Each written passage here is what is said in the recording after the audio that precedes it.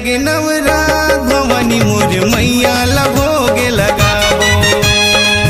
आगे आगे नवरात भवानी मोर मैया ला भोग लगावो।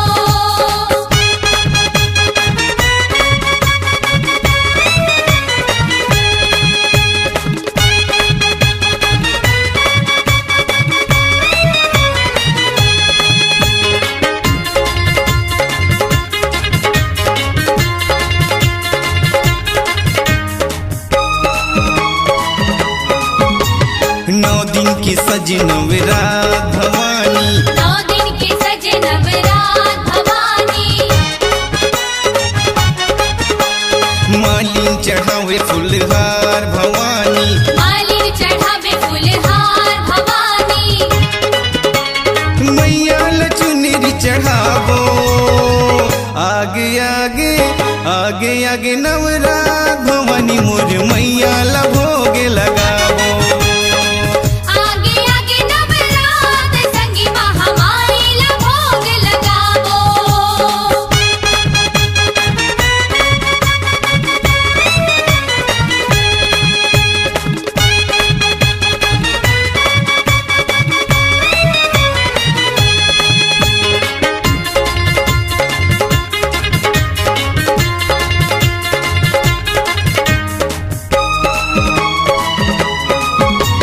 सिर पे सवार करी दुर्गा महतारी, शेर पे सवार करे दुर्गा महतारी।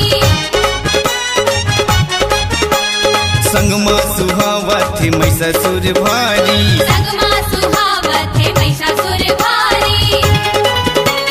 मैया की ज्योति जलावो। आगे आगे आगे आगे नवरात भवानी मोर मैया ला भोग लगावो। आगे आगे नवरात को दीदी बंजारी की महिमा लगावो।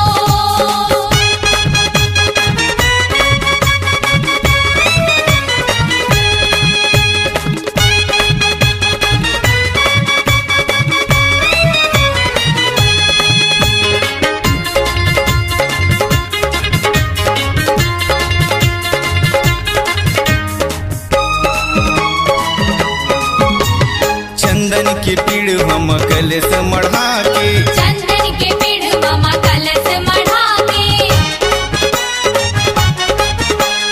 जगमग जगमग ज्योति जला के। जगमग जगमग ज्योति जला के। ये मादर धुन सुनावो। आगे आगे आगे आगे नवरात भवानी बन जारी ला भोग लगावो। आगे आगे नवरात को बहिनी मैया ला अंगना बुलावो।